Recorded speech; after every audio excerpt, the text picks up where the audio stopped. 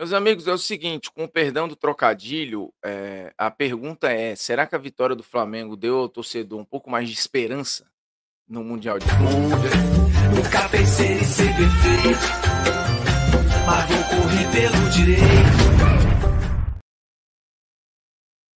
Fala moçada, beleza? O Bruno Formiga na área. Nada mais convidando você a se inscrever no canal, tocar na notificação, deixar o seu like aí, o seu dislike, comentar o conteúdo, compartilhar o conteúdo, fazer o que você que é safo de internet já sabe que tem que fazer, beleza? Porque ó, o Flamengo venceu o Esperance da Turquia por 2-0. E sim, o nome do time é Esperance da Turquia. Não é o Esperance que é da Turquia, é Esperance da Turquia.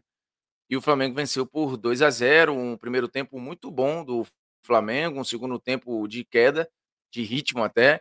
Viu o Esperance ali ter uma reta final de jogo tentando se engraçar, né? Aí o Flamengo faz o 2-0 com o Luiz Araújo e meio que dá uma segurada no ímpeto que poderia complicar a vida do Flamengo. E se o Flamengo tropeça ali, não ganha e tal, o cenário para a classificação ia ficar bastante comprometido, né? Um grupo que tem o Chelsea, é o próximo jogo do Flamengo, e tem o Los Angeles, que teve alguns momentos bons contra o Chelsea, por mais que o Chelsea tenha vencido o jogo numa marcha claramente lenta, né? E quando acelerou o passo, fez o gol que matou o jogo com o Enzo Fernandes.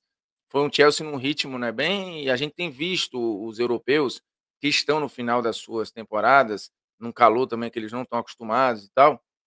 Também não sei o quanto eles queriam estar ali ou não, mas isso não interessa a gente. Interessa se eles passarem no meio do caminho, você vai ter que abordar qualquer brecha que eles possam deixar. Se for motivação, se for questão física, se for a temperatura, se for fim de temporada, não importa.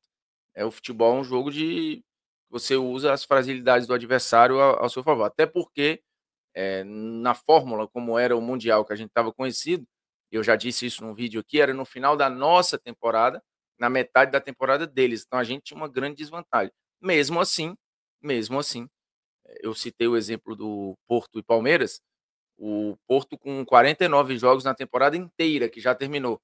O Palmeiras, na metade da temporada, fez 36 jogos agora, contando o jogo contra o Porto. Então, é, é a amostra de que o nosso calendário ele moe realmente os jogadores, ele tritura até o limite. Mas voltando aqui ao que eu estava falando sobre o Flamengo, era um jogo de pressão, porque é a estreia, expectativa gigante, o estádio estava lotado. A torcida do Esperança da Turquia é uma torcida pulsante, presente, já andou aprontando aí, inclusive em outros lugares do mundo, e tinha muito representante no estádio. Mas o que a torcida do Flamengo fez se equipara ao que já tinham feito as torcidas de Palmeiras e de Botafogo, que fatalmente fará a torcida do Fluminense, né? Uma presença muito maciça no estádio, assim, fazendo ou dando ares ali de casa para os times brasileiros, o que é muito legal. Ah, mas os brasileiros estão dando mais moral ao campeonato mundial do que outros países. Eu não tenho essa certeza, talvez do que alguns europeus, sim, mas eu vejo outras culturas muito empolgadas com o campeonato. E se a gente está dando mais valor do que os outros, problema dos outros que não estão valorizando um campeonato que é extremamente especial, único e que tomara tenha vindo aí para ficar. Falando especificamente do jogo, com todo esse contexto de pressão, de que o Flamengo tinha de impor o seu ritmo, porque como o Botafogo diante do Seattle, o Flamengo era tratado como, putz, um time mais rico, com mais talento, um time melhor do que o Esperance da Turquia. Diferente, por exemplo, do Palmeiras e Porto, por mais que o Palmeiras tenha jogado melhor que o Porto, era um desenho de um jogo totalmente em aberto ali, né, contra um time importante de grife na Europa e tal, que compra e vende muito bem seus talentos, era diferente. O Fluminense com o Borussia também é outro cenário. Especificamente, as estreias de Flamengo e de Botafogo tinham um caráter de pressão por já serem estreias, por você ter esperado aquilo ali durante muito tempo e por você estar enfrentando times que você é melhor e pelos desenhos dos grupos, meio que não aceita tropeço, porque a conta lá na frente vai ser muito alta para pagar. E eu acho que o Flamengo entendeu isso muito bem, né. Começou o jogo com uma pressão muito grande, assim, uma pressão alta de marcação muito grande, ficando com a bola o tempo inteiro, tendo chance desde muito cedo, e impondo o seu ritmo desde muito cedo, né, distribuindo muito bem as peças no campo, mantendo o controle do ritmo dessa posse de bola o tempo todo, não sendo muito incomodado, né, em boa parte ali do primeiro tempo. E eu acho que a grande notícia para o torcedor do Flamengo, para além da vitória, que ela é necessária e fundamental, é o Jorginho, né, que fez a sua estreia. O Jorginho, num lugar que, se a gente olhar a escalação, as escalações médias do Felipe Luiz, esse lugar seria do De La Cruz, mas para mim o Jorginho é mais jogador, é diferente, né? É menos condutor de bola e muito mais passador, distribuidor de passe. O Jorginho teve mais de 100 ações com bola, né? 104 ações com bola, é uma atuação muito participativa e muito concentrada no meio-campo, o que permitiu ali várias vezes o Pulgar descer para fazer saída, ele dando linha de passe para o Pulgar fazer a saída, para o Léo Ortiz fazer a saída, para os laterais fazerem a saída. Ele também encontrando linha de passe em vários momentos, né? Tanto que a assistência para o gol do Luiz Araújo é dele, um passe em diagonal curta, assim, de primeira, né? Que ele recebe e já enxerga antes o que tem que fazer, encontra um jogo entre linhas ali, o Luiz Araújo, ele gira, bate e o Flamengo faz 2-0. Então, 104 ações com bola, segundo o levantamento do SofaScore, quase 93% de, de acerto de passe, uma assistência, um passe decisivo, pouquíssimas perdas de posse, pouquíssimos erros, assim, um cara que duelos no chão, ele ganhou praticamente todos, já perdeu só 7 vezes a posse, interceptou uma bola, o Flamengo estava fazendo uma marcação coletiva muito agressiva, né? Não era uma marcação que exigia que cada um caçasse sozinho. O time estava sempre numa superioridade numérica em cima dos jogadores do Esperança. Acho que isso foi o grande diferencial. O jogo com bola do Flamengo exigiu paciência, exigiu que o Flamengo ficasse tentando encontrar ali as brechas, num ritmo, às vezes, que lembra que o Campeonato Brasileiro, né, um ritmo um pouco mais lento e tal, mas sem a bola, o Flamengo muito, muito acelerado, muito preciso nas roubadas de bola e sofrendo muito, muito pouco no primeiro tempo. Mas no segundo tempo, realmente, eu acho que a coisa mudou um pouco. O Flamengo, até o segundo gol, ele viu o Esperança começar a finalizar, a passear na área, a saltar um pouco as suas linhas. O Flamengo já também não conseguia fazer transições com tanta qualidade e realmente o jogo ficou tenso em algum recorte do segundo tempo. Mas aí vem o 2-0 com uma participação, um golaço do Luiz Araújo, uma batida muito característica dele e um passe também, de novo, muito bom do Jorginho, que parece muito à vontade no time. Vocês viram que eu mostrei ali o mapa de ação, né? A fotografia do jogo do Jorginho, usando o SofaScore, o aplicativo de placar ao vivo mais rápido do planeta, muitas ferramentas na palma da sua mão ali, 100% de graça.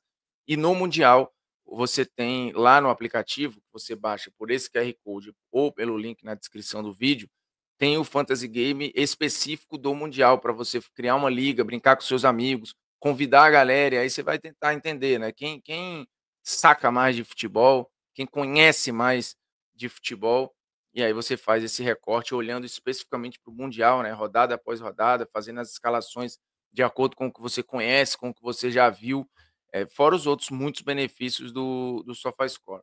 Cara, então assim, é uma estreia que dá um alívio muito grande para o torcedor do Flamengo. O próximo jogo é contra o Chelsea. E dependendo do desenho, o Flamengo pode até encaminhar uma classificação, porque se ganha do Chelsea, por exemplo, vai a 6 pontos e tem empate entre Esperance e Los Angeles, o Flamengo já está classificado. Depois tem que ver na última rodada se vai em primeiro, se não vai. Assim, a questão de vaga, pelo que o Los Angeles apresentou contra o Chelsea, ele pode dar um susto aqui e outro ali? Pode. Em termos até ofensivos, me pareceu um time com mais repertório do que o Esperance da Turquia. E o Chelsea, é difícil fazer a leitura, assim, porque o Chelsea levou o jogo muito no banho-maria, né? Quando quis acelerar, acelerou e matou. E o que a gente tem visto na Copa do Mundo de Clubes, para além do choque cultural, tático, e é muito legal, eu acho muito curioso ver duelos que a gente só imaginaria acontecendo, e não estou me restringindo só aos duelos Brasil e Europa, estou me restringindo a outros, inclusive assim, argentinos e europeus, brasileiro e africano, enfim, brasileiro e norte-americano. Eu acho que você tem um universo muito rico de observação aí que nos está sendo dado depois de muitos anos de planejamento. Eu sou muito fã da ideia da Copa do Mundo de Clubes e até aqui estou satisfeito com o que eu tenho visto, assim, acho que tirando o 10-0 lá do Bayern de Munique, que tem uma explicação de um contexto muito claro, no geral, os jogos fora PSG e Atlético de Madrid, eles estão equilibrados dentro de uma questão de um campeonato grande desse tamanho.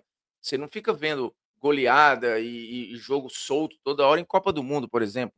Então, não haveria de a gente achar que isso seria o padrão na Copa do Mundo de Clubes. Mesmo assim, tem jogos bem jogados. Tem, por exemplo, o Inter e Al Ahly na Inter Miami e Al Ahly na estreia, um 0-0 divertido. Aí você fala: "Putz, mas muito erro e tal". Sim, muito erro, mas muita diversão. E o jogo tá ali também para entreter, eu acho que até aqui o campeonato tem entregue exatamente isso. Eh, Cabe aos favoritos tentar minimizar ali os riscos e o aleatório. E eu acho, por exemplo, os europeus, eles têm sido muito precisos nas finalizações. Quando eles têm ali um domínio da ação e um volume maior ali no campo de ataque, eles normalmente convertem. Diferente ali, por exemplo, o Palmeiras perdeu muitas chances. O Flamengo acho até que perdeu algumas. O Botafogo deu sopa para o azar, né? Ele correu riscos depois de um primeiro tempo muito bom. No segundo tempo a coisa desandou totalmente e o John salvou o Botafogo de tomar um empate que seria extremamente decepcionante, até porque o grupo do Botafogo é muito difícil e tropeçar ali contra o Seattle praticamente seria não ter mais chance de classificação. Então o Botafogo segue vivo, agora vai ter que enfrentar PSG e Atlético de Madrid e ver o que consegue roubar de pontos desses caras para beliscar uma vaga ali, ou em primeiro, em segundo, enfim. O Flamengo joga contra o Chelsea, assim, é um jogo que, olhando para a classificação, o Flamengo pode perder. Mas é claro que o recado legal é competir, putz, conseguir um empate, ganhar, jogar. E eu acho que tem jogo. Ah, você está dizendo que o Flamengo pode ganhar do Chelsea? É claro que o Chelsea é favorito. O Chelsea hoje, putz, o Cole Palmer é muito talentoso. O Caicedo foi o melhor jogador do Chelsea na temporada. O Cucurella vive uma fase constante muito boa. Então, assim, e as contratações do Chelsea foram aparentemente muito assertivas até aqui, ou pelo menos promissoras, vai. Então acho que é um jogo enroladíssimo para o Flamengo, até em questão de ritmo, de ver como é que vai ser o encaixe na marcação ou não, porque se o Chelsea escapa da pressão do Flamengo e os times europeus são muito mais acostumados a receber essa marcação de pressão, ter pouco espaço, o campo se escancara e o Chelsea é um time de transições, jogadores muito rápidos, que inclusive no banco de reservas, que chegam muito rápido à frente. Então é óbvio que é um jogo que o Chelsea tem muita ferramenta para machucar o Flamengo. Mas se temperatura e pressão tiverem ajustadas ali no dia, se o Chelsea demorar a entrar no jogo, tiver num ritmo meio nhaca, levando o jogo ali no seu no seu termômetro para tentar matar a qualquer momento, que é mais ou menos o que fez com o Los Angeles, e teve jogo contra o Los Angeles em alguns momentos, e aí a gente vai ficar na eterna dúvida: teve jogo porque o Chelsea baixou ou porque o Los Angeles fez um grande jogo? Se aquilo se repetir sendo o Flamengo, eu acho que tem chance do Chelsea tomar alguns sustos. E aí ter que correr atrás. Agora, a graça é essa, né? É a gente ver jogos que a gente claramente tem uma predisposição a achar: "Putz, não dá para os brasileiros, não sei o quê". E de repente ver jogo jogado, ou com o time brasileiro sendo melhor, que é o que aconteceu com o Palmeiras. Cara, Boca e Benfica é uma grande lição. O primeiro tempo do Boca é sublime, olha que é um Boca horroroso, muito ruim, ou pelo menos estava muito mal na temporada, e o Benfica que, cara, embaçou a vida do Barcelona aí, por exemplo, na Liga dos Campeões, que acabou de terminar. O time é bom, tomou um amasso do Boca no primeiro tempo. Depois conseguiu empatar e tal, e acho que as coisas voltaram um pouco mais dentro da normalidade. Mas a graça é essa do mundial, eles são melhores, mas o jogo é jogado. Então tem certas coisas que a gente só vai saber quando a bola rolar. O que não vai mudar, o favoritismo dos caras, que os melhores estão lá, que os melhores gramados estão lá, que taticamente as grandes influências hoje acontecem lá. Nada disso muda. Mas deixa a gente ter ali migalhas de esperança, migalhas de, sabe, de alimentar um negócio que a gente sabe que é muito difícil. Mas vai que Porque se isso for tirado do torcedor, aí, meu irmão, acabou, né, não precisava nem ter ido pro campeonato. E ninguém tá lá a passeio. Eu já disse isso, inclusive, aqui também num outro vídeo. Beleza? É nóis, tamo junto e um abraço. Viva a Copa do Mundo de Clubes, viu. Que ideia.